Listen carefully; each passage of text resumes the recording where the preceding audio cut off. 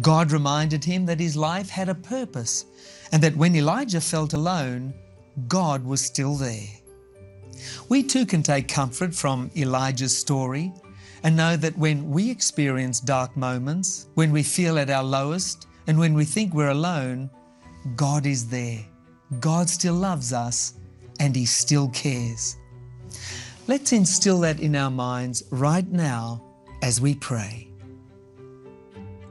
Dear Heavenly Father, sometimes we feel sad and empty inside. We are thankful that we are never truly alone. Even when we feel lonely, You are there. We know You love us and care for us. In Jesus' name, Amen. Depression is the leading cause of disability worldwide. It's estimated that in any 1 year, around 1 million Australian adults will have depression. Studies have shown links between depression and serious health problems such as obesity, cancer, and cardiovascular disease. How can you tell whether you or someone you know is depressed? What factors can cause or contribute to depression? And once you know what the causes are, can you do anything about them? Well, these are important questions and they deserve answers. You can find those answers in this book, Dr. Nedley's HIT Hypothesis. Now, according to Dr. Nedley, there are over 100 different causes of depression that can be summarized in just 10 categories. And there's good news. 8 of those categories are completely reversible. Perhaps you don't have depression, but know someone who does. Either way, this information needs to be shared. I believe this so strongly that I want you to have this book for free. That's right, the book is absolutely free. There are no catches or obligations. Just contact us and ask for Dr. Neil Nedley's HIT Hypothesis. Here's the information you need. Phone or text us at 0436 333 555 in Australia or 020 422 2042 in New Zealand, or visit our website www.tij.tv to request today's free offer, and we'll send it to you totally free of charge and with no obligation. Write to us at GPO Box 274, Sydney, New South Wales 2001, Australia, or PO Box 76673, Manukau, Auckland 2241, New Zealand. Don't delay. Call or text us now. If you've enjoyed today's journey, be sure to join us again next week when we will share another of life's journeys together and experience another new and thought-provoking perspective on the peace, insight, understanding and hope that only the Bible can give us. The Incredible Journey truly is television that changes lives. Until next week, remember the ultimate destination of life's journey. Now I saw a new heaven and a new earth, and God will wipe away every tear from their eyes. There shall be no more death, nor sorrow, nor crying.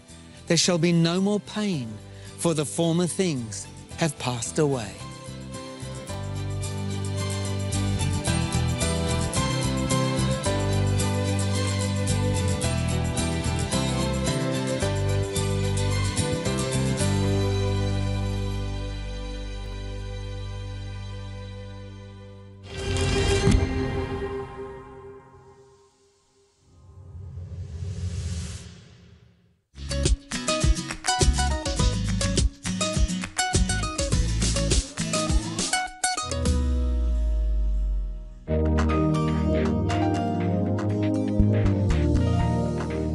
You see it in churches, people making a big deal over things that aren't or shouldn't be a big deal. Modern-day Pharisees modeling their behavior on that of the Pharisees in Jesus' day. Mark 7:5 says, "Then the Pharisees and scribes asked him, 'Why do your disciples not walk according to the tradition of the elders, but eat bread with unwashen hands?'" It was a tradition of the elders, not a command of God. But these religious men wanted people to observe the same customs they observed. They were causing friction over nothing. The church should be occupied with getting after the big issues, reaching the lost, reflecting the character of Jesus. When churches get bogged down with small things and people start making a big deal out of little deals, you know you've got a problem. Focus on what's really big and you'll enjoy better spiritual health. I'm John Bradshaw for It Is Written. Let's live today by every word.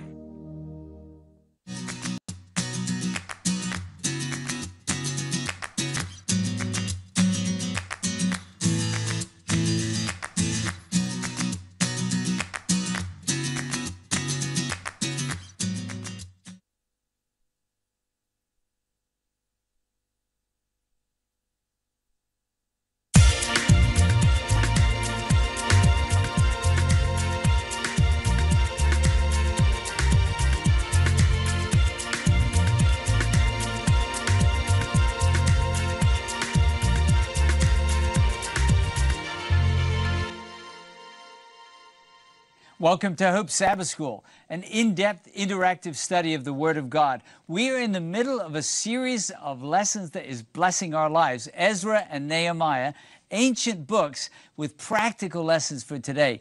This week's topic is trials, tribulations, and lists. And I'm excited because Stephanie's going to be teaching today. And actually, this is relevant for our lives today. Amen. Because we're going to face trials and tribulations as followers of Jesus today. We will learn that God can work blessings through them. We're always happy to hear from you, our Hope Sabbath School family. By the way, if you're just joining us and you've missed any in this series, you can go to hopetv.org. You can look for Hope Sabbath School there. You can look at all of the past programs. You can even download our awesome app. It's Hope Channel, and you can find other programs. Awesome. Hope Channel. Go to your app store and download it. Here are some folks watching from Australia. Gary writes to us and he says, I grew up in the church in Adelaide, South Australia, but as a teenager I left church and did some really stupid things. I've always heard Jesus knocking at my heart's door, and in the bad times I always turned to the things of this world. But 30-odd years later, I have opened the door to Jesus. Amen. He's been knocking all that time. I love him with all my heart, and I love to serve him. Watching Hope Sabbath School each week, which I only recently discovered, brings joy to my heart, and it's great to share the gospel through a study of God's Word. Amen? So, what I love about these emails, I want to thank you for writing to us, sshope@hopetv.org, is we don't know about lives that are being changed all around the world unless you send an email to us, right? Gary's testimony is amazing. May our Savior, the Lord Jesus Christ, dwell in your hearts forever. Keep up the awesome work for our awesome God. Well, Gary, thanks for writing to us. What an amazing testimony. And I know no prayer for you or for any one of us is ever wasted. Amen. David writes from Papua New Guinea. Thanks for writing to us, David. I'm from Papua New Guinea. Thank God for this program, for hearing you share God's message of love. Amen. That's what it is, isn't it? Mm-hmm. The immeasurable, unfailing love of God. I'm so blessed I cannot miss out on one program. Your sharing helps me prepare for my personal Bible study. Amen. Thank you so much. May God continue to touch many through this wonderful program. Well, David, thanks for writing. Papua New Guinea, that's a world away, but I just thank God that we've got Hope Sabbath School members right there in your country, and may God bless you. Maybe you think of starting an interactive Bible study yourself. Here's a note from a donor in North Carolina in the United States. Hope Sabbath School is truly a wonderful blessing all over the world. May God bless you. And a gift for $100. Amen. Thanks for partnering with us. We're a donor-supported ministry, and we're thankful to you in North Carolina, but to each one, thanks for being part of this great miracle of God. Oh, this is an amazing testimony from a South African named Craig living in Italy. We're an international group, aren't we? Dear Hope Sabbath School team, I'm South African born of British parents, and I've been living in Italy for 20 years. Around 6 years ago, the Lord called me out of the darkness I was living in and showed me His truth. Amen. Miracles are happening around the world. I asked Him to do so. Maybe that was the key. I eventually became a baptized Seventh-day Adventist Christian and will often use your Hope Sabbath School presentation to enhance my study of the Word of God. I enjoy the interactive discussion of the Word of God, and I also appreciate the different experience that each member shares. It gives me strength to know that I'm not the only one facing daily battles that need to be overcome in the strength of Jesus. Well, this is a good study for today's lesson, isn't it? May the Lord Jesus continue to bless your ministry. Craig from Italy. Well, Craig, thanks for writing to us. Great testimony. Amen. We're glad you're a witness there in that beautiful country. Though originally from South Africa, from British parents. International indeed. One last note from Pardon in Zimbabwe. Greetings in the name of Jesus. Greetings. Lots of Hope Sabbath School members, by the way, in Zimbabwe. My name is Pardon. I just want to thank the entire Hope Channel team for your tireless efforts. I am drawn to Jesus by your discussions. Amen. That's it, isn't it? Praise God. I love the scripture songs. Well, I've got good news for you, Pardon. We're going to sing our theme song right now from Psalm 25. May God alone, who has the keys of the grave and death, uphold you with his victorious right hand. Amen. I can tell that you know the Bible, Pardon. And we're going to sing a scripture song right now before Stephanie leads us in our Bible study, Trials, Tribulations, and Lists. Good news for our lives today. But first our song, To You, O Lord, I Lift Up My Soul. Let's sing it together.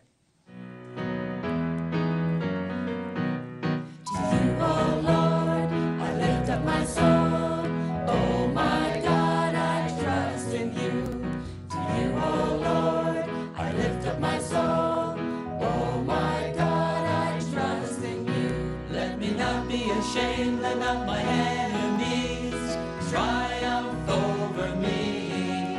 Let me not be ashamed, let not my enemies triumph over me. Show me your ways, Lord. Teach me your paths, Lord. Lead me in your truth and teach me. Show me your ways, Lord. Teach me your paths, Lord. Lead me in your truth and teach me. For you are the God of my salvation, and you are awake all the day. For you are the God of my salvation, and you are awake all the day. To you, O Lord, I lift up my soul. Oh my God, I trust in you. To you, O Lord, I lift up my soul. Oh my God, I trust in you. Oh my God, I trust in you. Amen. Well, Stephanie, lead us in prayer as we begin our study. Let's pray. Dear Heavenly Father, Lord, thank you so much for your word and that we can study of prophecies today, those that have been fulfilled, and your faithfulness throughout the recent or the past history of our world. May we leave our lesson today knowing that we can fully trust you with our future. In Jesus' name, amen. Amen. I'll just be honest, when I saw the title to our lesson study today, I thought, wow, this might be a little gloomy. But I believe we're going to take a journey. We're taking a journey with these Jewish exiles who have been taken into captivity, but a prophecy has been written, and we'll take a look at that, that they would be going back to Jerusalem. They have challenges along the way, which we'll see, but we're going to walk on this journey with them. And also, I'd like us to think about how that journey really applies to us today, because we're in captivity, but God is going to take us through the challenges that we will face in day-to-day life. And where is our destination? Heaven. The New Jerusalem. Amen. All right? So they went to Jerusalem. We're going to the New Jerusalem. Let's open up and look at Daniel chapter 4, verse 17. Melina, if you would start our study. We're going to look at an important truth that Daniel wanted to share with Nebuchadnezzar. Daniel chapter 4, verse 17. I'll be reading from the New King James Version. This decision is by the decree of the watchers, and the sentence by the word of the holy ones, in order that the living may know that the Most High rules in the kingdom of men, gives it to whomever he will, and sets over it the lowest of men. All right, so what's the important truth that you see? God is in control. Brittany. The Most High rules. The Most High rules. Why is that important? Otherwise, we're just in chaos. You know, survival of the fittest, like we've been told by some people. But actually, the amazing thing about the Bible and the book of Daniel in particular is that he gives evidence through prophecy that the Most High does rule. He's not just saying it. Amen. Let's look at that in Daniel chapter 2, verse 39. Nicole, if you would take us there and read. We want to see what prophecy, first of all, was given, and then its fulfillment that took place in 539 BC. Okay, the New King James Version of Daniel 2:39 says, "But after you shall arise another kingdom inferior to yours, then another, a third kingdom of bronze, which shall rule over all the earth." All right, so what is the prophecy? Who is he talking to? Let me ask that. King Nebuchadnezzar. King Nebuchadnezzar is the king of Babylon, okay? And he's telling them, or King Nebuchadnezzar, that some other kingdoms will rise after him. It might be helpful, Stephanie, to know that he'd had a dream and then he couldn't remember it. That's right. About this metal man with a head of gold, chest and arms of silver, belly of brass, legs of iron, feet of iron and clay, and then a rock that comes and smashes the image. And God gave, again, the Most High rules, God gave that same dream to Daniel and the interpretation of the dream. Amen.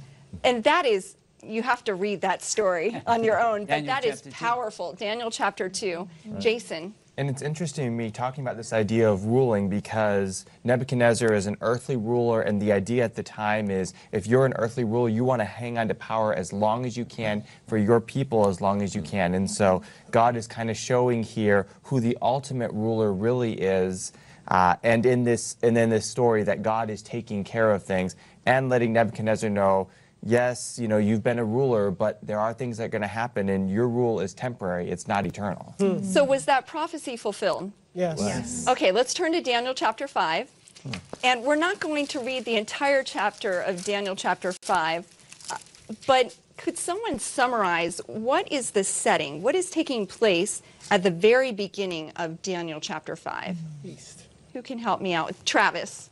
This would be the grandson of Nebuchadnezzar is throwing a party for all of his leaders within the city, and they're getting drunk, and they bring a bunch of the vessels that were captured from the temple of God back in Jerusalem that Nebuchadnezzar had brought, and they started drinking wine and getting drunk using those vessels and worshiping also idols, you know, of gold and of silver and of bronze gods.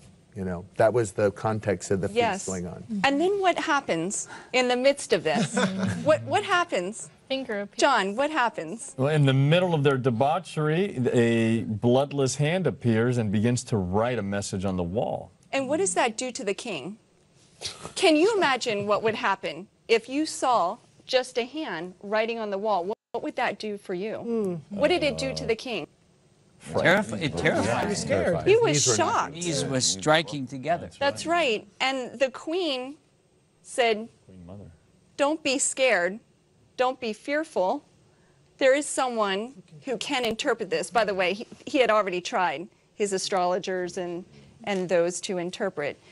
All right, so then what takes place? That's when Daniel shows up, right? It may be helpful to know, you know, you've been weighed in the balance and found wanting. I mean, this is a message of judgment against the kingdom of Babylon, because it wasn't just an ordinary party. It was mocking the authority of the Most High God. That's right. And I would actually like to take a look at Daniel's response. And we can start in verse 17 of Daniel chapter 5. And Brittany, if you would read that for us, Daniel chapter 5, verses 17 through 30. Let's notice what Daniel's response is. And I'll be reading from the New King James Version, Daniel chapter 5, verses 17 through 30. Then Daniel answered and said before the king, "Let your gifts be for yourself, and give your rewards to another. Yet I will read the writing to the king, and make known to him the interpretation. O king, the Most High God gave Nebuchadnezzar your father a kingdom and majesty, glory and honor.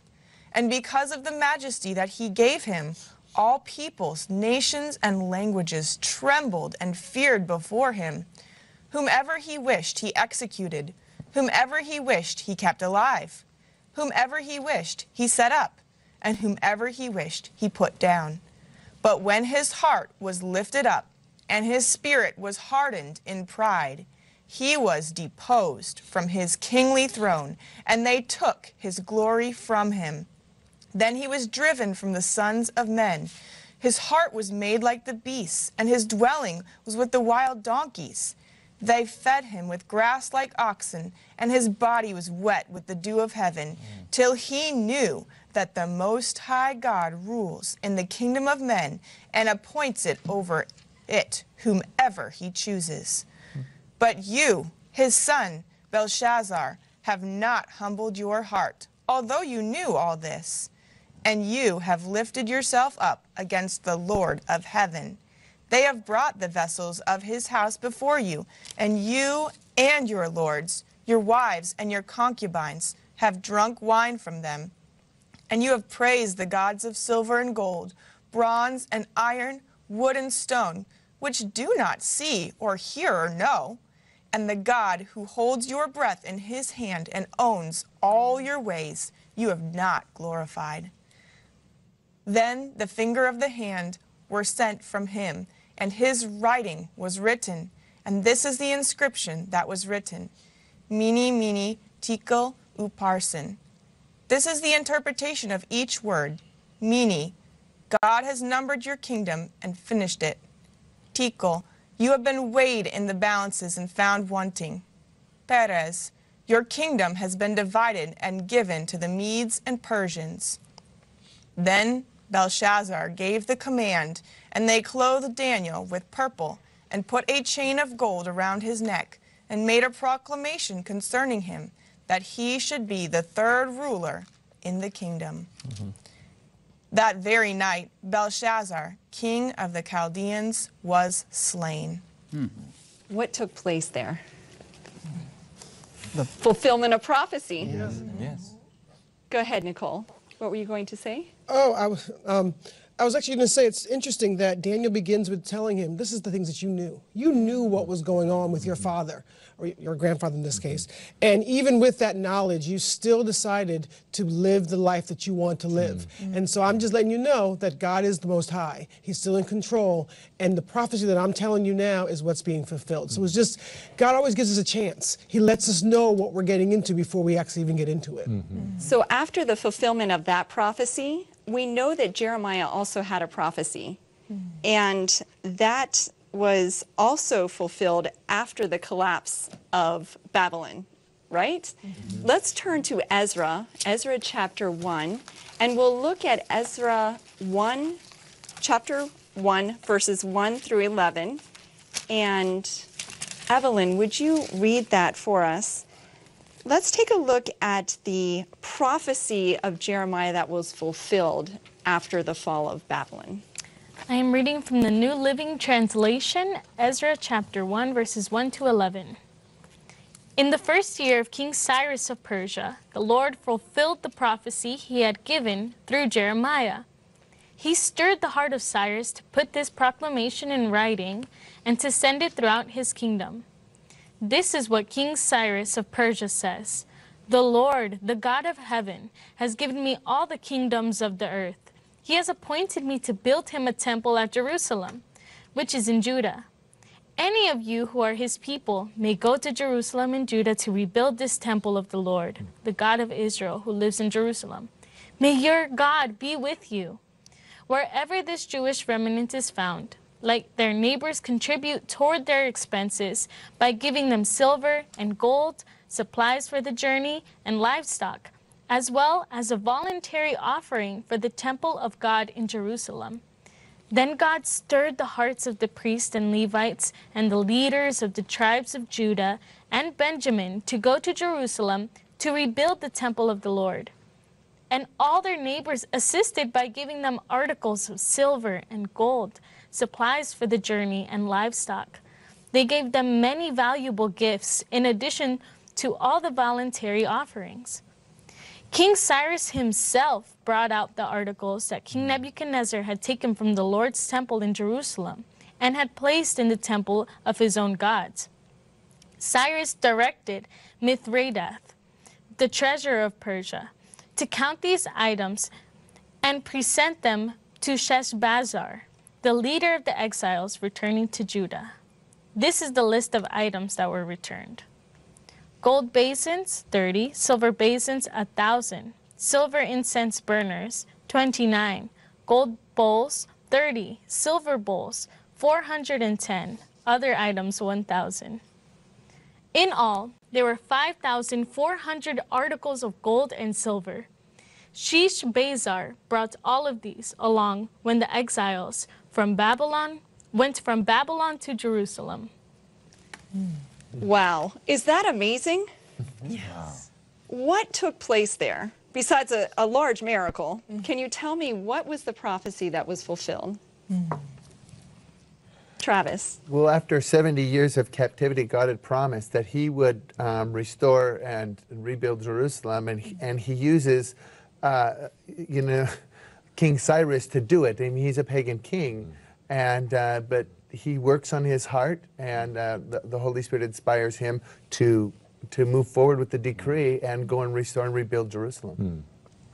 John, did you have anything else to add to that? It's fascinating that King Cyrus knows that he's fulfilling prophecy. Like he knows that he's an instrument in God's hands to restore God's people. Harold. I just want to add that actually Cyrus, the name of Cyrus is mentioned in Isaiah chapter 45, I believe. So who knows, maybe somebody read it to him or he read it himself and he realized, wow, actually God called me for this greater work to do. So again, we see the Most High rules over the world. As we consider the fact that the Jewish exiles were leaving Babylon, I'd like us to consider the number of the individuals who returned to Jerusalem. And we're talking about the returning to Judah with Zerubbabel. And so we'll look in Ezra 2, verse 64. And Jason, if you would read that for us, Ezra 2, verse 64. How many of those exiles returned from Babylon? I'll be reading from the New King James Version. Ezra chapter 2, verse 64. The whole assembly together was 42,360. Is that a large group of individuals? Yes and no. Yes and no. Okay, somebody talk to me about that. We hear yes. For us, we think that's a lot of people, but why would we say no? Travis. It's only a remnant. It's only a remnant of the children of Israel who led into captivity. Gladys. Those were taken was larger than that. So like Travis said, it was just a smaller portion of those that left. Addison. There was a number of them who didn't want to leave Babylon. So there's more that. Why do you think many of them decided to stay in Babylon? Why do you think? Comfort. Brittany and then Gladys, and we'll go back to Jason. Yeah, they got comfortable there. They had land, they had possessions. They didn't want to go start all over again. I think others were officials, and they decided that that's where God wanted them to be. It's possible that some were officials and God kept them there. Jason? Kind of reminds me of the Exodus when the children of Israel were leaving Egypt, going to the promised land, and most of them felt like they wanted to go back to Egypt because the travel that they were experiencing wasn't complementary to their liking. So therefore, they wanted to go back. They were just pretty much murmuring, complaining. So this, you know, fast forwarding, it could have been their thought process of going back to Jerusalem. It would have been somewhat similar to that. So they just wanted to stay. Yes, Addison.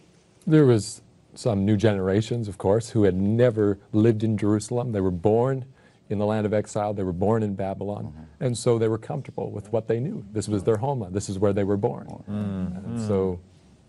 And certainly there would be some trials on the way back. Yes, that was not going to be an easy journey by any means. So as we think about that, staying in Babylon, how do can we apply that to our lives today? Are we comfortable in our status quo? Gladys. Well, it was a time when I was asking God when I graduated from college where he wanted me to be. And I said, wherever you lead me. And he led me to a place, and I said, I don't want to be there. Because I was like, I'm a secondary ed. I don't know anything about little kids. And God kept saying, this is where I want you to be. And I said, no. And the trials and tribulations that were in the place where God did not send me were greater than the place, I guess, that God wanted me to be. So sometimes in our lives, we choose what is comfortable, what we think is comfortable for us, instead of where God is leading us, because we don't want to face the unknown, and maybe we're just afraid of where God is leading us. So God had a work for you to do, and you asked him, Lord, show me, and he showed you, and you said, nope, not that option. Is that real? Oh, yeah. We run into that, don't we? So have you ever had an opportunity, God's given you an opportunity to work for him? What was the impact on your life when you went and did it, and then even now as a result of making that choice? All right, Alex? Yeah, I think of a couple years ago, I had I've been praying for the chance to give a Bible study to somebody, and I'd never done it before. And then God gave me an opportunity with a coworker.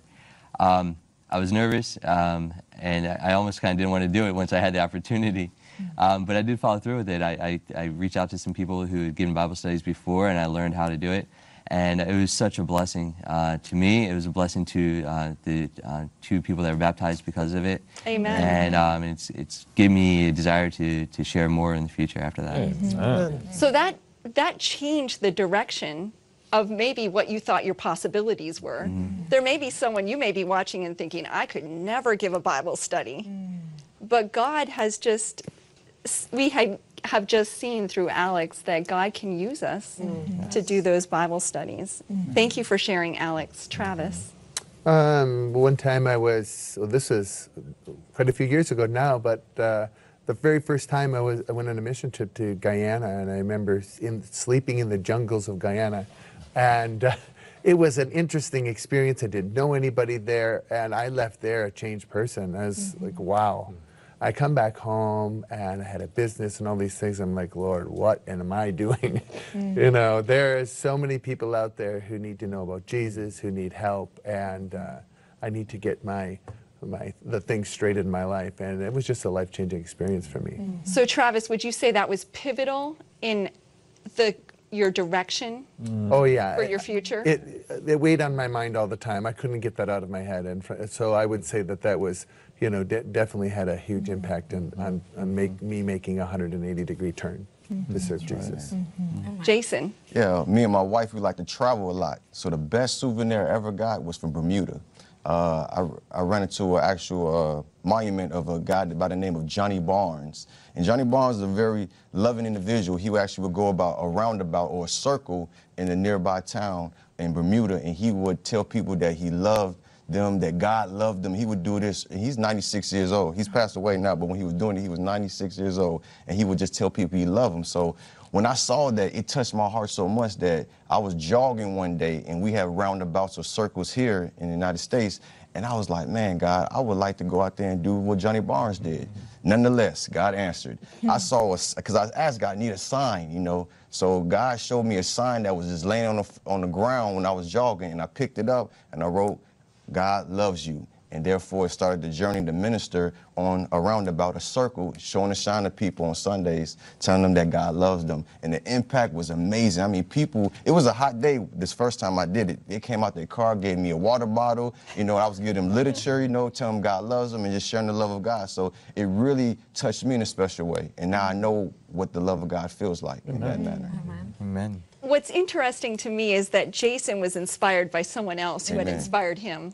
And so every time that we are impacted, and that impact will go out and share it with other people, right? Other people are impacted by that. You know, what I'm hearing, tying back into why so many exiles decided that they didn't want to go home, the real problem was that they were disconnected from a personal relationship with God.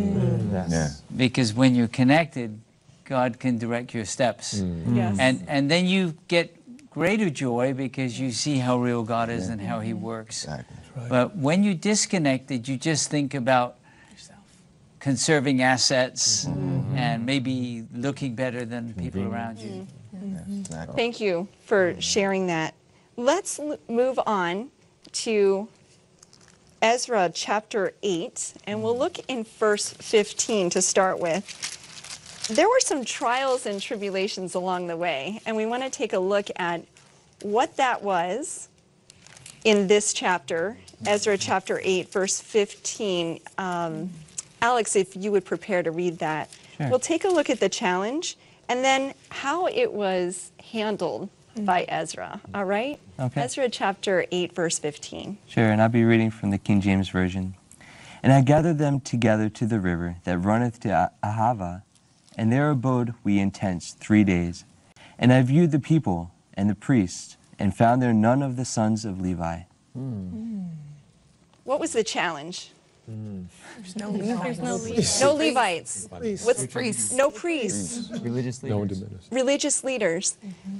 Brittany. I'm just going to say no spiritual vision, because the Bible says where there's no vision, the people fall or they fail, and so they needed that leadership. Addison. The Levites were the ones that God had commissioned to be a part of the service of the temple, the sanctuary, and so they needed to be there, but there was a lack of them. And as you know, Ezra's got this dilemma: where can I find, you know, these priests and these Levites? Let's see what Ezra does. Let's go to verses 16 to 20 in the same chapter, Ezra 8, 16 through 20.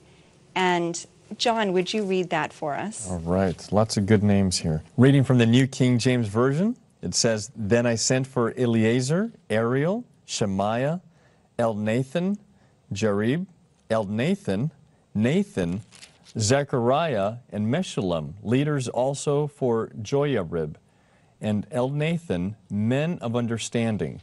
And I gave them a command for Iddo, the chief man at the place Casiphia. And I told them what they should say to Iddo and his brethren, the Nethinim at the place of Casiphia, that they should bring us servants for the house of our God. Then by the good hand of our God upon us, they brought us a man of understanding, of the sons of Mali, the son of Levi, the son of Israel, namely Sherebiah, with his sons and brothers, 18 men. And Hashabiah, and with him Jeshiah, of the sons of Merari, his brothers, and their sons, 20 men. Also of the Nethinim, whom David and the leaders had appointed for the service of the Levites, 220 Nethinim.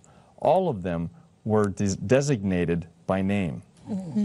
All right, so how did Ezra decide to meet this challenge? What did you see? What did he do here in these few verses? Evelyn. Well, he sends out men of discernment. So I figure these men have a talent to minister, to probably ask for help. They were sent to ask help to the Levites. And thankfully, the Levites were able to send some people to minister to the temple. Men of understanding again, right? Travis. It's interesting that as he searched through the people, he didn't find, because they were going to rebuild the temple. So you need people who are eligible to work in the temple. If you go there and rebuild a temple, you have nobody eligible to work inside. So you get a problem. So he's looking for eligible people, qualified individuals who can be there. And since qualified people, as she mentioned, just to go and find religious leaders to perform the duties within the temple.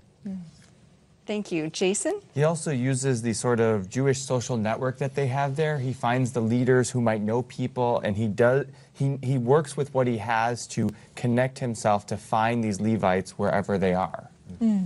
So he didn't just leave without Levites, right? Yes. He went and recruited appropriately. I think there's Yes. a principle too, Stephanie, that was kind of alluded to here. You know, you cannot do everything by yourself. Right.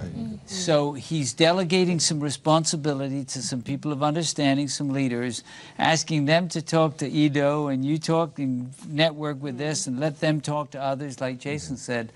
You know, God is not going to just use one person. Otherwise, we just have Hope Sabbath School with one. That's right. But we have a team. Amen. And I think that he recognized that, and that, you know, the Bible talks about, you know, in a multitude of counselors, there's safety. So he trusts that God is not just leading one person. Amen. Thank you for bringing that out. Let's continue on in verses 21 through 23. And Harold, if you would read that for us. Ezra chapter 8, verses 21 through 23, and see what else Ezra is going to encourage the people to do. And I'll be reading from the New King James Version. Then I proclaimed a fast there at the river of Ahava, that we might humble ourselves before our God, to seek from him the right way for us, and our little ones, and all our possessions. For I was ashamed to request of the king an escort of soldiers and horsemen to help us against the enemy on the road, because we had spoken to the king, saying, the hand of our God is upon all those for good who seek him. But his power and his wrath are against all those who forsake him. So we fasted and entreated our God for this, and he answered our prayer. Amen. Amen. So they did what? Fasted. They fasted and they prayed. Why did they fast and pray? It's in the text. Why did they fast and pray? Jason. They wanted to prepare themselves for this journey. This wasn't just a little bit of a trip. This was a spiritual direction that they were taking, and they wanted to make sure that when they were doing this, that they themselves were prepared in their relationship with God to follow his plan. Prepared in the relationship with God. Thank you, Gladys. Yeah, the text says that we might humble ourselves before God. They wanted to have the right spirit. They wanted to be in that connection with a humble heart to accept the task that God had given them. To be connected. Derek? So I'm going to share something that may sound a little controversial, but it doesn't say he fasted and prayed and then he was ashamed to ask for an escort. And I see Ezra quite different from Nehemiah. When Nehemiah was asked, what do you want? What's the first thing he did? He prayed. It says, I prayed to the Lord my God. And then I said, I need this, this, this, this, this, this, and this. And if you read the chapter, you go, wow, that was bold. Here it says that Ezra the priest was ashamed to ask for an escort. And later it says he fasted and prayed. And I'm just putting a plea in. Maybe we'll get a few emails, but I'm putting a plea in that when God gives us an opportunity, that we should pray, because we might be more bold. I'm typically not that bold, but I think when the Holy Spirit helps us, we can be more bold. Maybe he should have fasted and prayed before he declined or was ashamed to ask for an escort. You know what I'm saying? And maybe if he fasted and prayed, God would have said, no, I'm going to touch the heart of the king, and he'll give you everything that you need. But he did proclaim a fast, though, in verse 21, prior to being, because he was ashamed, for I was ashamed. That's a good point. And then he fasts and prays. Yep. So I don't know. It doesn't say, though, like with Nehemiah, I Exactly. prayed, and then... And then I followed the leading of what God. What do you think? I think it's important to understand he was ashamed because of what he had already told the king. I told him that my God is going to bless those who walk righteously, and he's going to curse those who do not walk righteously. So the reason he was ashamed wasn't because he was, you know, not walking with God. I think the reason is he didn't want to, he had set God on a pedestal, and he didn't want to take him down. No, my God will take care of us, and I will show you. And that was the reason he was ashamed. That's my feeling on this. But all of the fulfillments of prophecy, God can use pagan kings to provide for his people. Yes. Amen. So I think the lesson for all of us is that God uses imperfect people. Amen. And, you know, I don't know what should have been done there, but And I appreciate Nehemiah certainly that. was much more bold, and he was also a person of faith. And he didn't believe he wasn't trusting God in that. He believed that God was working in touching the heart of the king. Amen. And I'm thankful that you brought that out, the difference, because God works. He can make all things work together for good. That's right. Whether it was right or wrong for Nehemiah and Ezra, still God worked, and he could take human beings and make something beautiful come out of that. Amen. So here's my question. Why do you think fasting and prayer is an appropriate response when you're facing a decision? Brittany. When you're fasting, whether it's from water or food, you realize that you really need God. You aren't dependent on other things. You realize how weak you are and how strong he is. And so it gives you an opportunity to recognize, God, I can't make this journey on my own. In their case, God, we can't go back and do all that you're calling us to do without your help. We need you. Our full dependence is on you. Amen. Addison. I just have a quick story. Several years ago, I went on a survival trip for about 3 days, and we had pretty much no food or water, a little bit of water, but not much. And I remember spending time reading my Bible, praying to God, and I just felt more of my need. Maybe because I was empty of all, like what Brittany was saying. But I just felt that I could have a unique experience with God that would hopefully draw me closer to him and bring me into a better connection with him. Gladys. And after Gladys's comment, I'd like you to share with me a time when you fasted and prayed and you saw God work in a miraculous way. Gladys. Well, when you fast and pray, you know, it clears your mind. You're not focused on your physical needs. You're more connected in a more spiritual connection with God. It just like clears your mind for God to really speak to you. All right. Testimonies. Nicole. It wasn't quite a testimony, but I just wanted to bring something up because I think we're focusing on food and water, but you can fast from other things. I think that you can fast from things that take up time in your day, like media.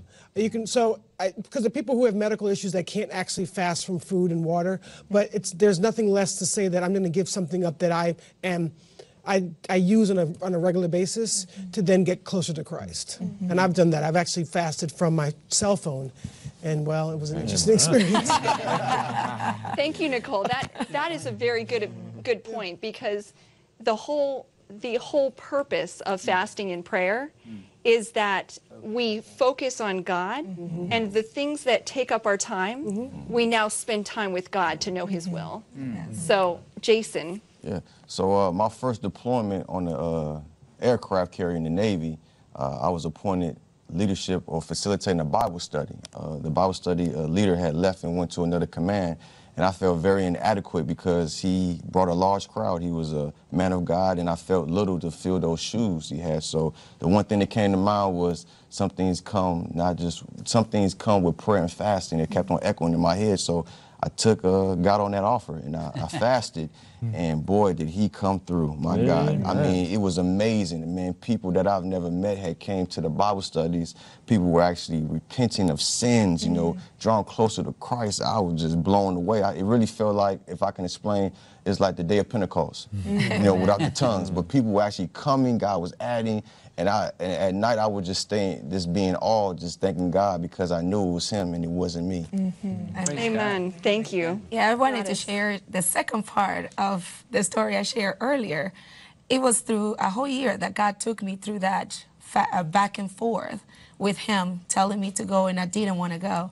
And it was through fasting and prayer that he humbled me and said, you know, you have to do what I say because it will be the best. And it has been a great journey with him, just trusting that where he said go, you know, it is the best way to be. And I wouldn't be happier than to be placed where he wants me to be. And it was through fasting and prayer that conviction came, that it is better to be within his will than outside of his will. Amen. Are there any Bible promises that come to your mind that remind you that God is with you through the challenges, through the decisions that you have to make? Alex. Yeah, so I think of the wonderful promise in Isaiah 41:10. Would you like to read that for us? Isaiah 41, chapter 41, verse 10.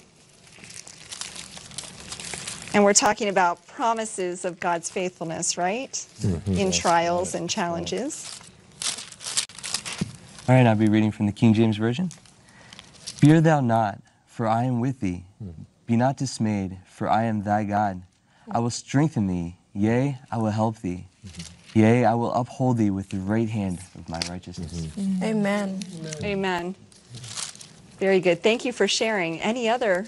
Nicole. Well, Matthew 24, it doesn't talk about holding you up, but it just says, if you will endure, you will be saved. It just talks about enduring, and there are trials and tribulations, but if you would just hold fast and endure, the Lord says that he will save us, and that's in Matthew 24. Amen. Amen. What causes us to claim these promises?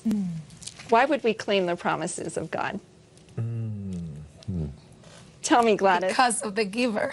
Yeah, because God of the giver. is the giver. So right. we trust in him. We know that he is the ruler of the earth. He's the one who created us. And if we have that connection with him, we know that he's faithful. That's right. And he loves us and wants to do the very best for our lives, right? He has a plan. Travis. The Bible says that God cannot lie. And Psalm 50, chapter 50, verse 15, if I could read that. Sure. Psalm chapter 50. Yeah. Verse 15, you said? And I'll be reading from the New King James Version. It says, call upon me in the day of trouble, and I will deliver you, and you shall glorify me. God doesn't lie. We can claim these promises. So call upon the Lord, and he will deliver you, and you will glorify me. So here again, it's not just I receive the blessing, but I also give the blessing as a result. We're talking about the Jewish exiles who are have come out of Babylon, right? They've gone through challenges. And now at this point, we're going to move to them actually residing in Jerusalem. So let's turn to Nehemiah chapter 11, and we'll look at verses 1 and 2. Nehemiah chapter 11, verses 1 and 2. And let's consider what they are doing in these two verses. Who would be able to read for us? Brittany, you have that? Okay, great. Nehemiah chapter 11, verses 1 and 2. I'll be reading from the New King James Version, Nehemiah chapter 11, verses 1 and 2. Now the leaders of the people dwelt at Jerusalem. The rest of the people cast lots to bring 1 out of 10 to dwell in Jerusalem, the holy city, and 9/10 were to dwell in other cities. And the people blessed all the men who willingly offered themselves to dwell at Jerusalem. What were the people doing, and what were they doing it for? Can you tell me what's taking place here?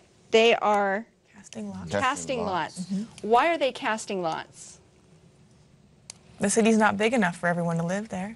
All right, so they're casting lots on who should live in Jerusalem, right? Actually, I'm not sure that's the reason, because they actually would prefer not to live there.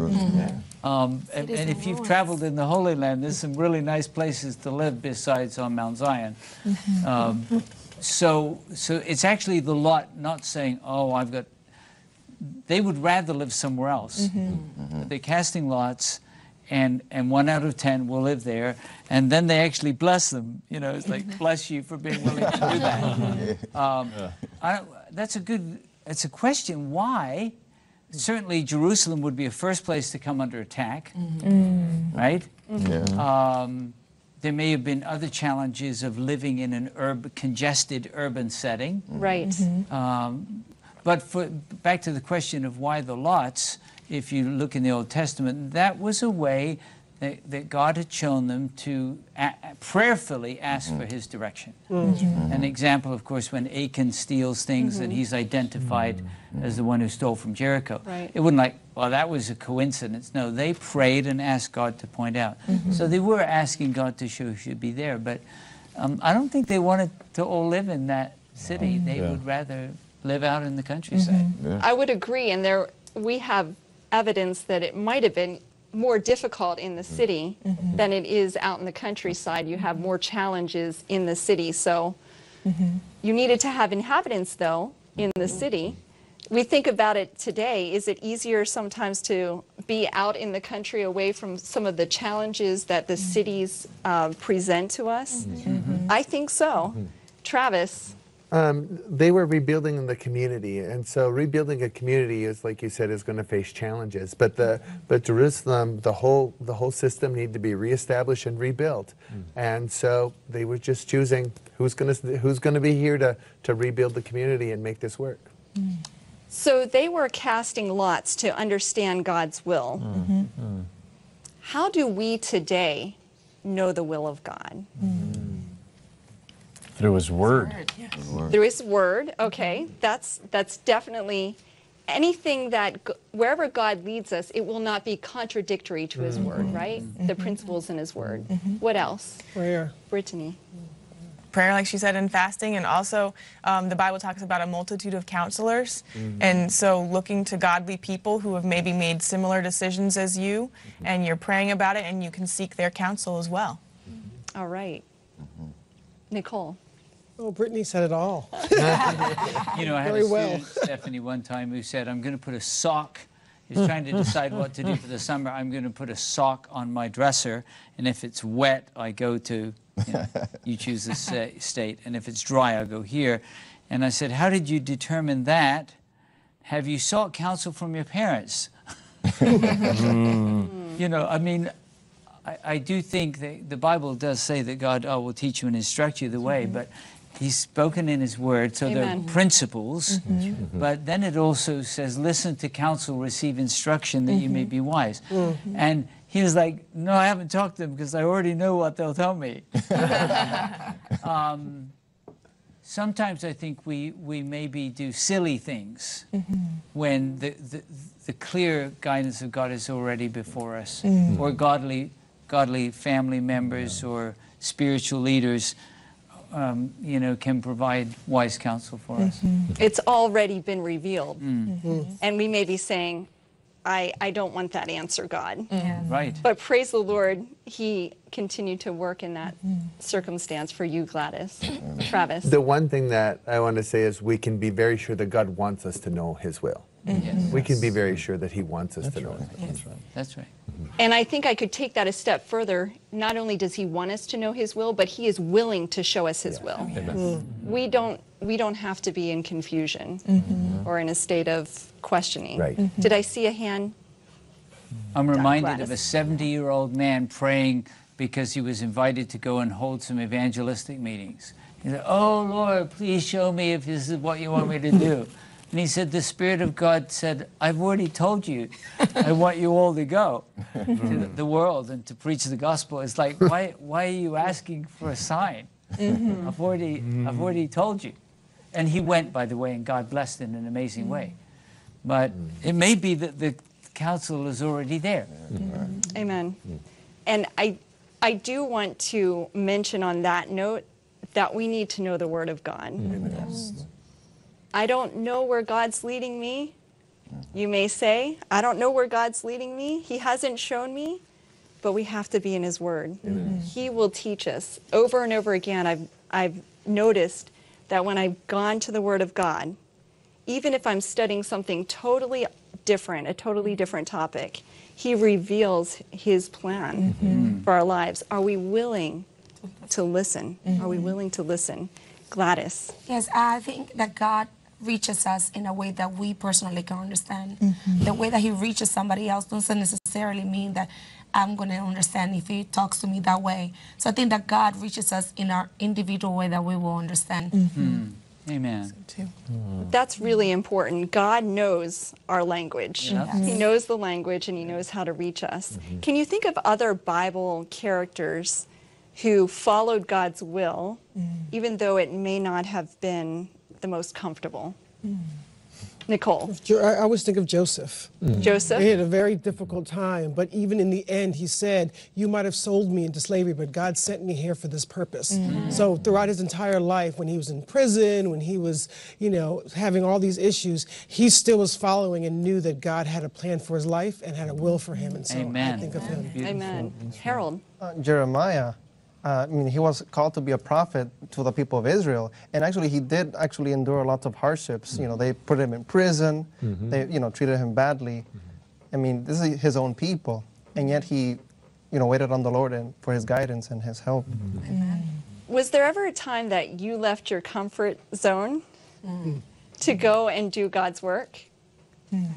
Evelyn. Well, yes. This past semester, I was studying at Southern Adventist University, and I had a test coming up. I wanted to study for it, and Travis comes up to me, inviting me to come to Hope Sabbath School. And my initial reaction was, no, I need to stay here and study. And God seriously made it clear to me that this was a place He wanted me to come, because soon afterwards, my professor said, Evelyn, I'll pay for your flight for you to go there. Amen. And you know what? You live 10 minutes away. You have to go. So I think I left my familiar. I want to stay here and study. And I said, okay, God, I'm going to step out, do Hope Sabbath School. And I got the best grade on that exam when I got it. So it was truly just, God saying, Evelyn, trust me. This is going to work out for you. Thank you for sharing. We are all on a journey, aren't we? Yes. And we're going, our destination is where? The New Jerusalem. And God is going to bring us step by step through whatever challenges we face, but we can know that He is faithful. He loves us, and He will walk that path with us. Amen. Aren't you excited? Amen. The prophecies that have been fulfilled will be fulfilled again for us. Amen. Thank you for studying. Amen. Thank you so much. What a great study, and thank you for being with us on Hope Sabbath School today. Trials and tribulations are part of life on this broken planet, but that assurance, fear not, like Alex mentioned from Isaiah 41:10, I am with you, the Lord says. I will strengthen you, I will help you, I will uphold you. Well, then we would say with the prophet Paul, if God is for us, who can be against us? Whatever trial or tribulation you're facing today, invite the Lord to be your strength and your deliverer. Let's pray. Father in heaven, we thank you that whatever trial or tribulation we may face, you've said, I'll be with you always, even to the end of the age. We do not need to be afraid, but to trust wholly in you. May we do that even this day and rejoice and be glad in you. In Jesus' name, amen. Amen. Well, thanks for joining us for Hope Sabbath School today. Trials and tribulations, part of life, but the Lord is right there by our side. Someone needs to know that. Go and share that good news with them.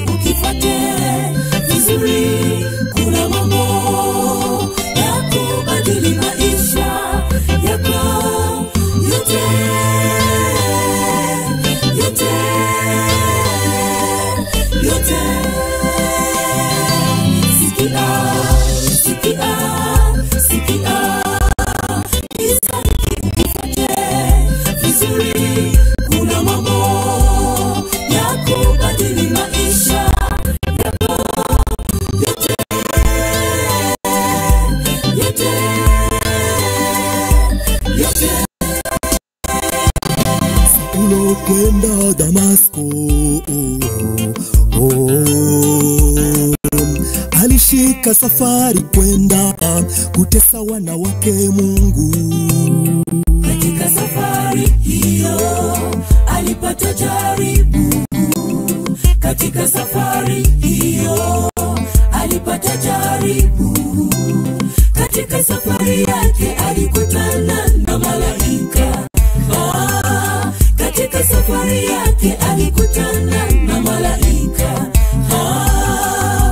Ndipo nuru ikaja kutoka kule juu. Ndipo nuru ikaja kutoka kule juu. Na sauti ikasikika, Saulo, Saulo unanitesa. Na sauti ikasikika, Saulo, Saulo unanitesa. Kukutana na malaika kwa Saulo kulibadili maisha yake. Kukutana na malaika kwa Saulo kulibadili maisha yake. Jina lake likabadilishwa kutoka kwa Saulo akaitwa Paulo. Jina lake likabadilishwa kutoka kwa Saulo akaitwa Paulo. Akatenda kazi yake Bwana, akatubisha maelfu na maelfu. Akatenda kazi yake Bwana, akatubisha maelfu na maelfu. Nasi tubadilike, majina yetu nayo yabadilishwe. Kubadilishwa kwa jina ni kuacha tabia mbaya. Kubadilishwa kwa jina ni kuacha tabia mbaya.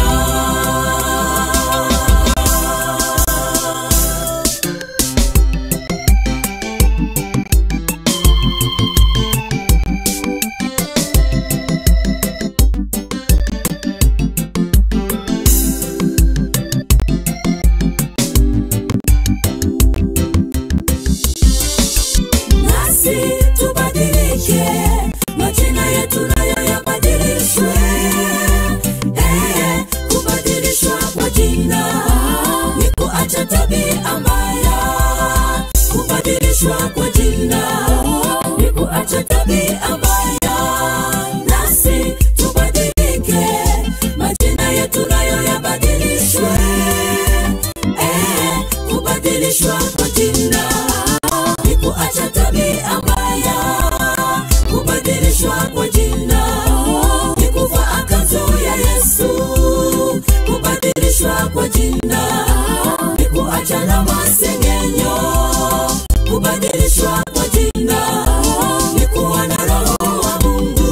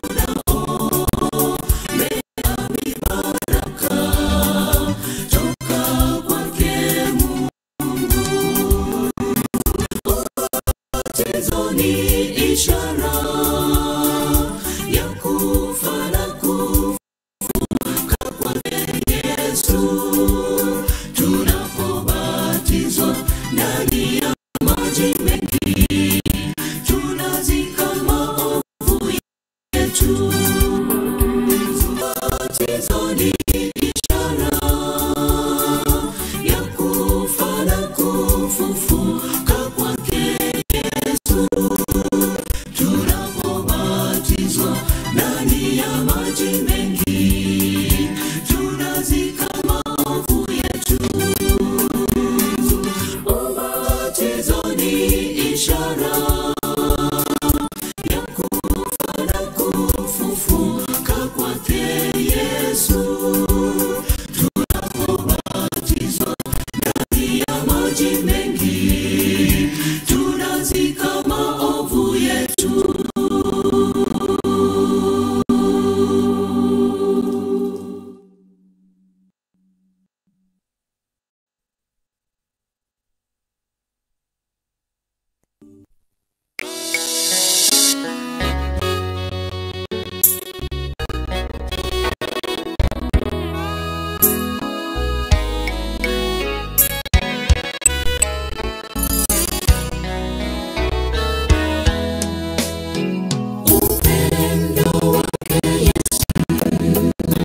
Hauwezi kuelezeka, kila ninapofikiria wazidi utajiri.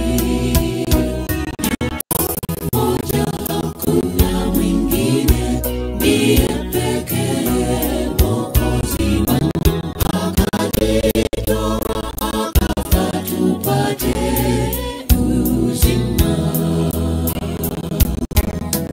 Kumbuka akiwa pale msalabani kwa hofu, akisumbuka kwa ajili yako, akatulipia deni tupate uzima. Nami leo pia ninatambuliwa. Asante Bwana kunifilia. Kumbuka akiwa pale msalabani kwa hofu, akisumbuka kwa ajili yako, akatulipia deni tupate uzima. Nami leo pia ninatambuliwa. Asante Bwana kunifilia.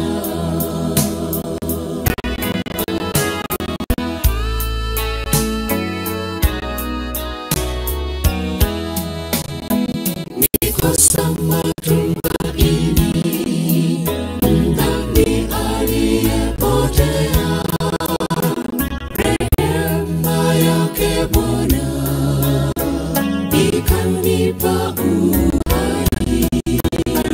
Mimi mkosaji, mdhambi sana, bila matumaini kabisa, akajitoa akafa aponye wewe nami. Kumbuka akiwa pale msalabani kwa hofu, akisumbuka kwa ajili yako, akatulipia deni tupate uzima. Nami leo pia ninatambuliwa. Asante Bwana